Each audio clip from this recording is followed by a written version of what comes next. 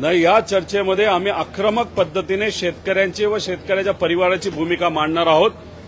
जर या सरकारने आमच्या आणि शेतकऱ्याच्या मागण्या मान्य केल्या नाहीत तर आम्ही रस्त्यावर उतरू, नाहीतर जे काय आमच्याकडे ताकद एक आमदार म्हणून त्या ठिकाणी दिलेली आहे आणि सेशनमध्ये जी ताकद वापरण्याचा प्रयत्न आम्ही सर्वजण एकत्रित करू असा विश्वास या ठिकाणी आम्हा सगळ्यांना वाटतो।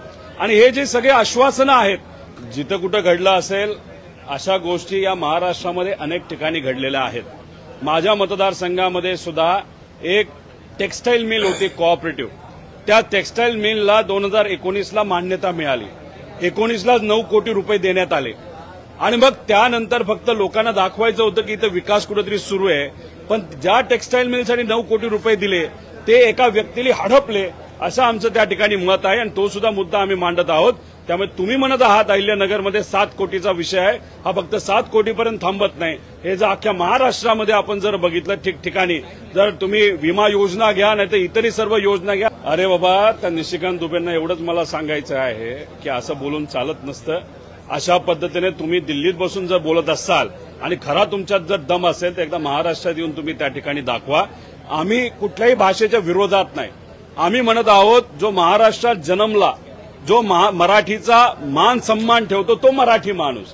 आम्ही न गुजरातींच्या विरोधात आहे, न आम्ही मारवाड्यांच्या विरोधात आहे, आम्ही सर्वजण सगळ्यांबरोबर आहोत। फक्त महाराष्ट्रात जर तुम्ही राहत असाल तर तुम्ही मराठीचा मान सन्मान ठेवला पाहिजे असं आमच्या सगळ्यांचं त्या ठिकाणी मत आहे। कुठेतरी मराठी वर्सेस अमराठी आणि त्याच्यातच अप्रत्यक्ष कुठेतरी हिंदू मुस्लिम करण्याचा प्रयत्न हा मुद्दामून काही सत्तेत असणाऱ्या लोकांनी केला जातोय। आता आम्ही म्हणत होतो पहिलीपासून 4थी पर्यंत हिंदी सक्ती करू नका। ही हिंदी सक्ती यांना का करायची होती तर परप्रांतीय 20,000 शिक्षकांची भरती यांना प्रशासनामध्ये करून घ्यायची होती। ते हे 20,000 परप्रांतीय जे शिक्षक आपल्या सिस्टममध्ये आले असते तर जसं बीजेपीचं एक स्लीपर सेल असतो तसा एक परप्रांतीयाचा स्लीपर सेल हा अख्ख्या महाराष्ट्रात काम करत राहिला असता आणि कुठेतरी वेगळा अजेंडा हा पुढे घेऊन गेला असता असं आमच्या सगळ्यांचं मत आहे। त्याच्याच बरोबर कालच हे जे गायकवाड आमदार आहेत, एकनाथ शिंदे साहेब ज्या पक्षातून आहेत, म्हणजे बाळासाहेब ठाकरे साहेबांनी जो पक्ष मराठी अस्मितेसाठी सुरू केला होता त्या पक्षातले असताना सुद्धा त्यांचेच काही नेते हे अशी भूमिका घेत आहेत जे मराठी आणि मराठी अस्मितेच्या विरोधात आहेत।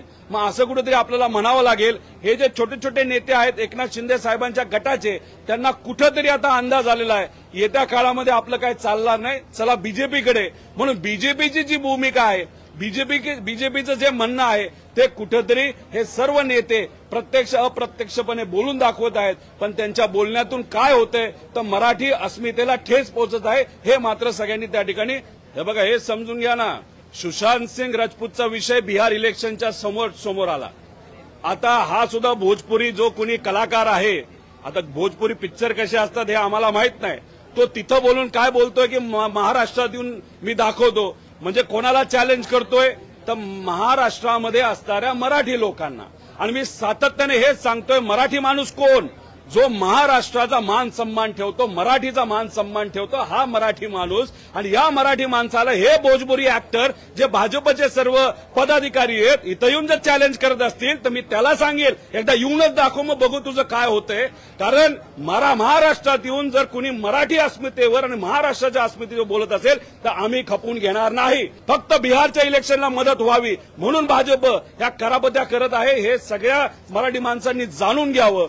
जे आंदोलन काही दिवसांपूर्वी परप्रांतीयाचं या महाराष्ट्राच्या भूमीमध्ये झालं त्याच्या मागे सुद्धा भाजप होता आणि भाजपचा पैसा होता। त्यामुळे अशा प्रकारे तुम्ही जर भेदभाव करून, म्हणजे लोकसभेला हिंदू मुस्लिम, जेव्हा विधानसभा आला तेव्हा ओबीसी मराठा आणि महाराष्ट्राचं आणि बिहारचं इलेक्शन आलं तर मराठी विरुद्ध परप्रांतीय, हे चालणार नाही। अशा पद्धतीचं भेदभाव जर तुम्ही करून या महाराष्ट्रामध्ये राजकारण करत असाल तर आज तुम्ही सत्तेत आहात पण कायमच सत्तेत असाल असं नाही। पण त्या भोजपुरी कलाकाराला नाही तर ऍक्टरला चॅलेंज आम्ही सुद्धा स्वीकारतो, एकदा येऊनच दाखवा, मग बघूया तुमचं काय होतं। पण त्यांच्या सुरक्षितेची जबाबदारी ही सरकारने त्या ठिकाणी घ्यावी। तुलना तुम्ही मराठी माणसाशी करत आहात, हे कसं तुम्ही आणि आम्ही सर्वजण खपून घेणार?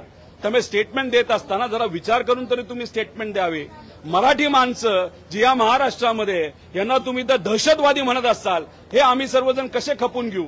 त्यामुळे आशिष शेलारजींचं जे वक्तव्य त्याचा निषेध मी करतो आणि शेलार साहेबांना मी विनंती करतो की नेत्याचं आणि तुमच्या पक्षाचं किती ऐकायचं आणि कितपर्यंत ऐकायचं हे कुठेतरी आपण मोठे नेते आहात ते समजून घेऊन त्या पद्धतीने तुमची राजकीय वाटचाल करावी असं कार्यकर्ता म्हणून नाही तर महाराष्ट्राचा नागरिक करून त्या ठिकाणी मला वाटतं.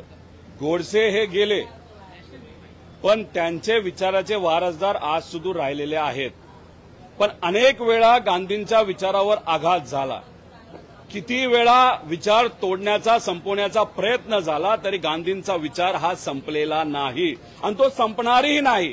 त्यामुळे गोडसेंच्या विचाराचे जे कोणी लोक असतील तिने कितीही डोकं आपटलं, कितीही त्या ठिकाणी आंदोलन केलं नाही तर कितीही काही चुकीच्या गोष्टी केल्या तरी गांधीजींचा विचार या भूमीतून कधी जाणार नाही एवढंच या ठिकाणी मी सांगतो. पण जेव्हा महाविकास आघाडी फॉर्म झाली होती, निर्माण झाली होती, तेव्हा आम्ही कॉमन अजेंडेवर चालत होतो.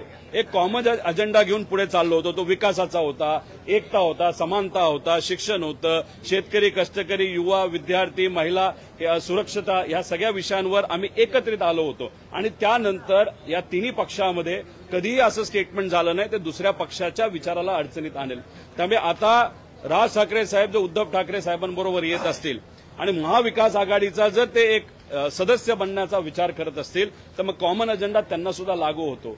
तेव्हा त्या ठिकाणी द्वेष, मारामारी हे जे काही विषय असतील ते कदाचित त्यांना मागे ठेवून मराठी लोकांची अस्मिता, महाराष्ट्राची अस्मिता, विकास या मुद्द्यावर आपल्याला एकत्रित लढावं लागेल.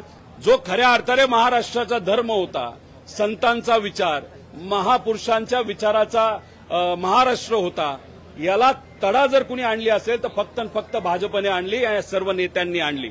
आणि याच्यामध्ये जो खऱ्या अर्थाने आपला गाभा होता, जो विचार होता, हा जर यांनी मिटवला असेल नाही तर मिटवण्याचा प्रयत्न फक्त राजकारणासाठी केला असेल आणि तो व्यक्तिगत ब्रॉडकास्ट असेल तर त्या ब्रॉडकास्टचं नाव हे महाराष्ट्र धर्म हे योग्य वाटत नाही. कारण का तो धर्म तुम्ही पाळतच नाही. हे अनेक वेळा आम्ही सर्वांनी बघितलेलं आहे. इलेक्शनच्या वेळेस शेतकऱ्याला खोटा शब्द देता, माता भगिनींना खोटा शब्द देता, युवांना खोटा शब्द देता आणि आता तुम्ही महाराष्ट्र धर्म नावाचा ब्रॉडकास्ट चालू करत असेल तर हे तुम्हाला शोभत नाही. कारण महाराष्ट्र धर्मामध्ये खोटं बोलून कुणीही देत नाही. त्यामुळे कृपा करून तो तुमचा व्यक्तिगत ब्रॉडकास्ट असेल तर ते नाव बदलावं. जे काय ठेवायचं ठेवा पण महाराष्ट्र धर्म हे नाव तुम्ही ठेवू नका एवढंच या ठिकाणी मी सांगतो.